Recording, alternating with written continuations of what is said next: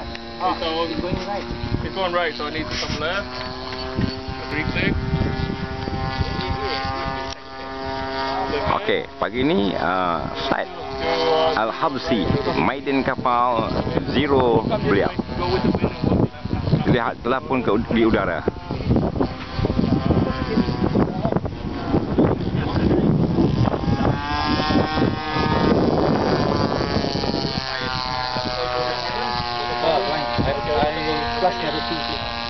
Okay, so up to right. Push Angin sedikit kencang pagi ni. Now,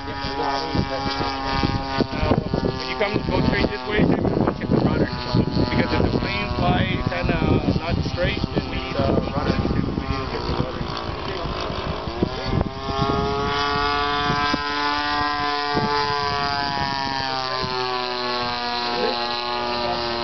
Yeah, that means that the rudder is pulling it. The tail is sliding over there, so the rudder go over to the right a little bit. All right.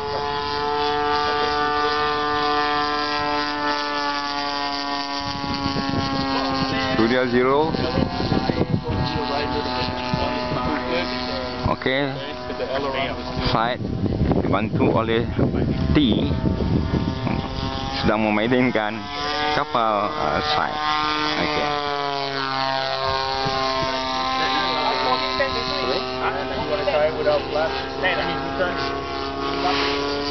Cari kembali. Mana kapal dia?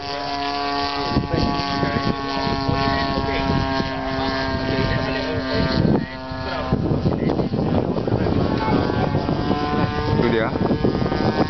Tinggi di atas.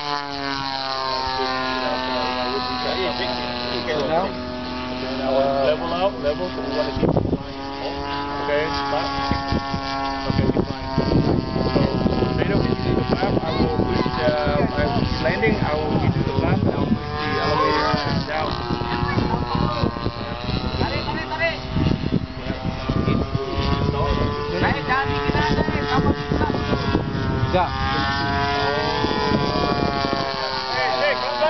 Alright.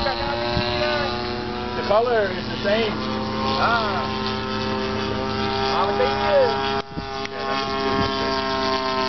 Itu dia. Yeah, when you do a flap, don't look. I'll okay. Activate the flap.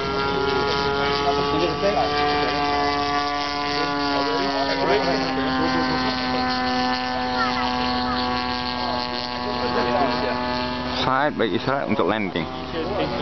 Kita lihat bagaimana. Low pass. Low pass. One round, one more round. We're gonna determine the speed.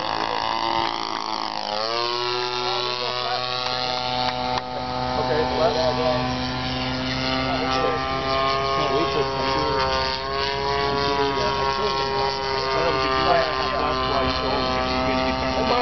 Because otherwise you don't know how fast you're going.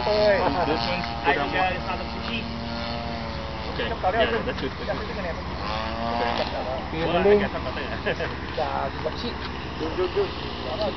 That's the power.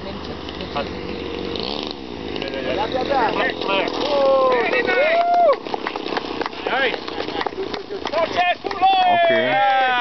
Landing yang baik dilakukan oleh site. Tariklah sini. Ya, itu dia site. Dia gembira.